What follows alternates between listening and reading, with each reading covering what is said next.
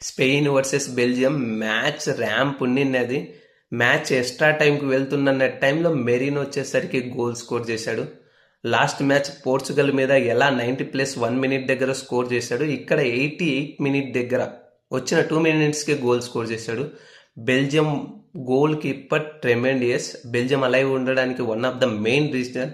So తను వచ్చేసరికి injure అయ్యాడు. తన ప్లేస్లో సిమెన్స్ రావడం వల్ల ఒక్క మిస్టేక్ వల్ల Spain into semifinal against France. So match starting నుంచే ఫెడ్రీ కానీ, రూయిజ్ కానీ, ఓల్మో కానీ, లమిని యమల్ కానీ ఆడుకున్నారు. సో బెల్జియం చూసుకుంటే మెయిన్లీ కౌంటర్ అటాక్స్ కోసమే వెయిట్ చేశారు. లైక్ డోకు అండ్ డీ బ్రైన్ వచ్చేసరికి మెయిన్ కౌంటర్ అటాక్స్ కోసమే చూస్తూ ఉన్నారు. అండ్ లమిని యమల్ బ్యూటిఫుల్ షాట్స్ కొట్టాడు. అండ్ కుటియోస్ వచ్చేసరికి సేవ్ చేశాడు. 30 మినిట్స్ దగ్గర పెడ్రీ వచ్చేసరికి బ్యూటిఫుల్ షాట్ కొట్టాడు. దాన్ని ఓల్మో డమ్మీ రన్ వల్ల రూయిజ్ దగ్గరికి బాల్ వెళ్ళింది అండ్ రూయిజ్ వచ్చేసరికి లెఫ్ట్ ఫుట్తో ఫినిష్ చేశాడు. దీంతో స్పెయిన్ వచ్చేసరికి 1-0తో లీడ్లోకి వచ్చింది. దాని తర్వాత డోకు, డీ బ్రైన్ వచ్చేసరికి టెంపో ఇంక్రీజ్ చేశారు. అండ్ క్యాస్టగినకి వచ్చేసరికి ఒక ఛాన్స్ క్రియేట్ చేశాడు. అండ్ కట్లారే వచ్చేసరికి బ్యూటిఫుల్ హెడర్తో స్కోర్ చేశాడు. దీంతో వచ్చేసరికి స్కోర్ వచ్చేసరికి 1-1 అయింది. ఫస్ట్ హాఫ్ అయిపోయేసరికి స్కోర్ వచ్చేసరికి 1-1. దాని తర్వాత స్పెయిన్ ఇంకా అటాక్ పెంచేసింది. మంచి మంచి లైక్ యామల్ నుంచి కంటిన్యూస్ అటాక్స్ జరుగుతూనే ఉన్నాయి. అండ్ కుటియోస్ వచ్చేసరికి సేవ్ చేస్తూనే ఉన్నాడు. మైకల్ నుంచి ఓ అటాక్ జరిగింది. ఎవ్రీ అటాక్ ఎవరు కుటియోస్ వచ్చేసరికి సేవ్ చేస్తూనే ఉన్నాడు. సో కుటియోస్ వచ్చేసరికి 79 మినిట్ దగ్గర ఇంజూర్ అయ్యాడు. తన ప్లేస్లో సిమెన్స్ వచ్చాడు.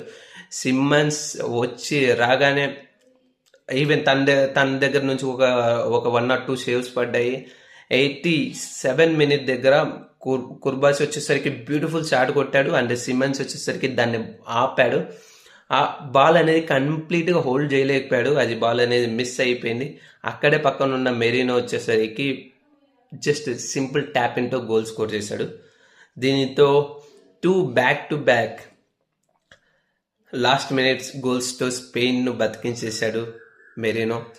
And next match Nico Williams కూడా అవైలబుల్లో ఉంటాడు. ఫ్రాన్స్తో వేరే లెవెల్లో ఉంటుంది. నికో విలియమ్స్ ఇంజురీ వల్ల మిస్ అయ్యాడు. తన కూడా ఇవాళ సబ్ అయ్యి ఆల్దో పెద్ద ఎఫెక్ట్ చూపించకపోయినా బట్ తను గ్రౌండ్లోకి వచ్చాడు. So next match France versus Spain వేరే లెవెల్లో ఉంటుంది.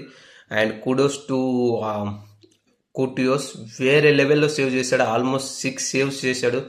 లమిని యామల్ వేరే లెవెల్లో గేమ్ను కంట్రోల్ చేశాడు. పెడ్రీ కానీ మిడ్ఫీల్డ్ వచ్చేసరికి కంప్లీట్గా స్పెయిన్ డామినేట్ చేశారు.